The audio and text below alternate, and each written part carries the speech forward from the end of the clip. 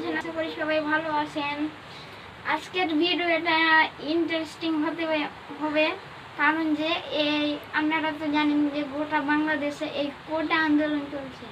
কোটা আন্দোলন ঘিরে আমরা একটা গান তৈরি করেছি। আজকে এই গান আপনাদের সঙ্গে শেয়ার করবো। এই গানটা শেয়ার করব।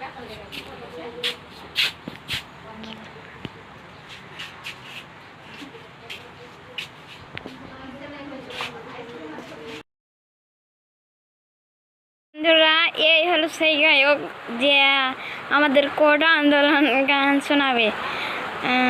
ভাই, আপনার নাম কি? আমার নাম মোহাম্মদ সোহাগ আলী। আপনি এই গানটা বানালছেন না শুনেছেন আগে? এই গানটা আমি নিজে বানাচ্ছি। ও, তার জন্য স্পেশাল। চলেন দেরি না করে গানটা শুরু করি। সোহাগ ভাই, আপনি যে গানটা বানাচ্ছেন সেটা স্পেশাল কিছু আমরা ধরে নিব, কিন্তু এই গানটা বানাতে আপনার কি অনুভূতি হয়েছিল? ও, স্পেশাল। চলেন গানটা শুরু।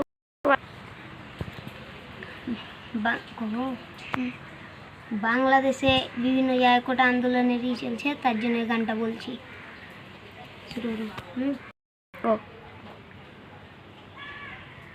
স্কুল খুলাই দে রে খালা, স্কুল খুলাই দে, কোটা আন্দোলনে ছেলে পিলে নষ্ট হইতাছে। স্কুল খুলাই দে রে খালা, স্কুল খুলাই দে, কোটা আন্দোলনে ছেলে পিলে নষ্ট হইতাছে। একদিকেতে ভালো হচ্ছে, একদিকেতে খারাপ হচ্ছে। নেটটা চাইলা দে রে খালা, নেটটা খুইলা দে।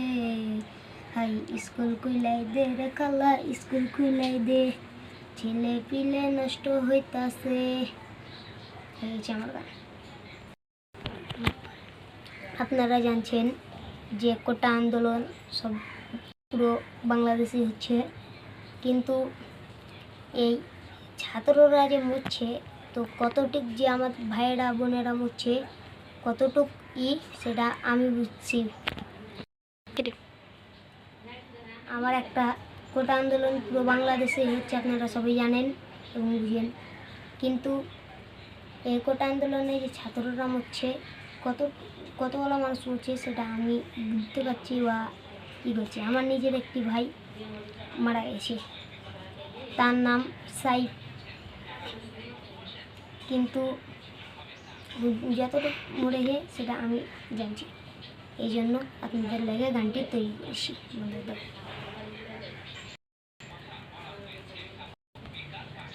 এই বলে আমার বক্তব্য শেষ করছি।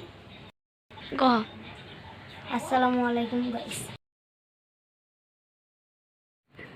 গাইজ, এটা ছিল আমাদের ভিডিওটা।